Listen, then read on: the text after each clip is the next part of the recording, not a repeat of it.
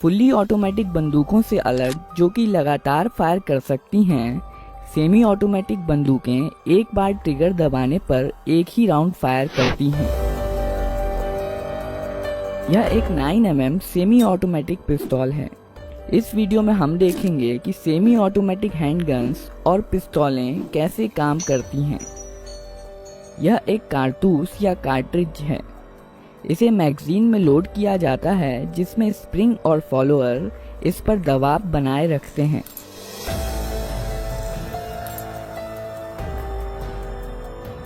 Magazine का design कुछ इस प्रकार का होता है कि कारतूस आगे स्लाइड होकर ही बाहर आ सकता है। इस मैगजीन को बंदूक में रखा जाता है।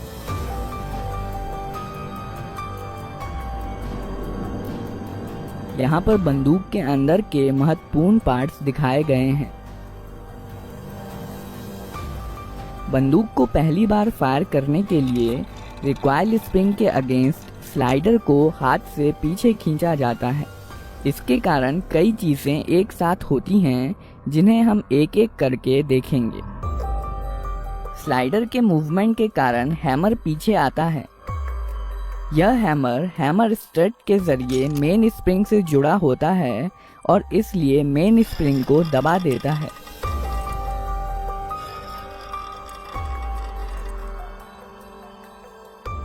यह सीयर है।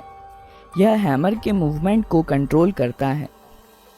जब स्लाइडर पीछे जाता है तब सीयर लीफ स्प्रिंग के दबाव में हैमर के साथ एंगेज हो जाता है और हैमर को वापस जाने से रोकता है। जब स्लाइडर को छोड़ दिया जाता है तब रिकॉइल स्प्रिंग के कारण स्लाइडर अपनी पहले वाली स्थिति में चला जाता है, जबकि हैमर सीयर के कारण अपनी स्थिति में बना रहता है। इस प्रक्रिया को कॉकिंग कहते हैं। जब स्लाइडर पीछे आता है तो इस पर बने प्रोजेक्शन बैरल को पीछे की ओर धकेलते हैं, जिसके कारण बैरल कुछ नीचे हो जाता है और इसलिए अब इसमें कारतूस आसानी से भरा जा सकता है। जब स्लाइडर वापस लौट रहा होता है तो यह एक कारतूस बैरल में ले जाता है और बैरल को अपनी पहले वाली स्थिति में धकेल देता है। कारतूस का पिछला हिस्सा एक्सट्रैक्टर में फंस जाता है जो कि स्लाइडर से जुड़ा होता है। पिस्तौल अब फायर करने के लिए तैयार है। जब ट्रिगर दबाया जाता है, सीयर डिस्कनेक्टर के माध्यम से धकेल दिया जाता है, जिसके कारण यह हैमर से डिसएंगेज हो जाता है।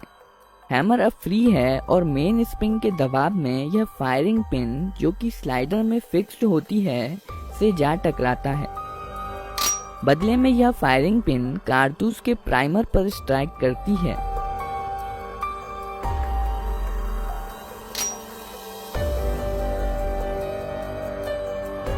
प्राइमर में इम्पैक्ट सेंसिटिव एक्सप्लोजिव होता है जो फायरिंग पिन के टकराने की वजह से जल जाता है।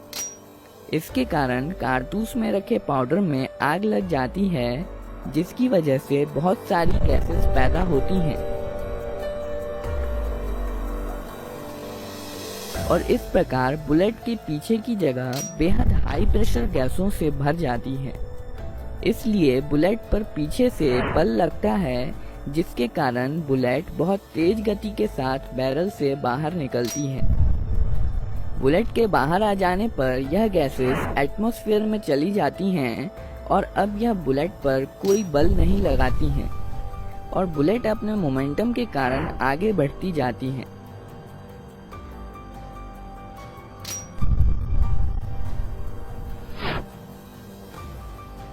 बैरल में कुछ लकीरें और खांचे बने होते हैं जो आगे बढ़ते समय बुलेट को स्थिरता के लिए घुमा देते हैं। वुड की कुछ एनर्जी स्लाइडर को पीछे धकेलने में इस्तेमाल हो जाती है।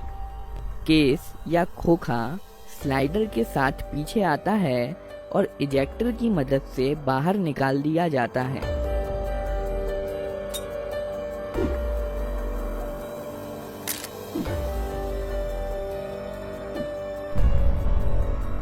साथ ही साथ स्लाइडर हैमर को पीछे धकेलता है और बंदूक को अपने आप रिलोड भी कर देता है।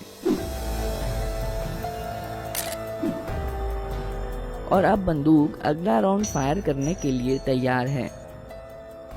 ट्रिगर दबाने पर सीधे सियर पर धक्का नहीं लगता है, सियर डिस्कनेक्टर की मदद से धकेला जाता है। जब स्लाइडर पीछे की तरफ जाता है तो इस पर बने स्लॉट की मदद से यह डिस्कनेक्टर को नीचे की तरफ खिसका देता है। अब ट्रिगर और सियर अलग हो गए हैं और इसलिए ट्रिगर दबे होने पर भी सियर हैमर के साथ एंगेज हो सकता है। जब ट्रिगर छोड़ दिया जाता है तब डिस्कनेक्टर लीफ स्प्रिंग के दबाव के कारण स्लाइडर के स्लॉट में चला जाता है और अब बंदूक फिर से फायर की जा सकती है। ग्रिप सेफ्टी बंदूक को अपने आप फायर करने से रोकती है।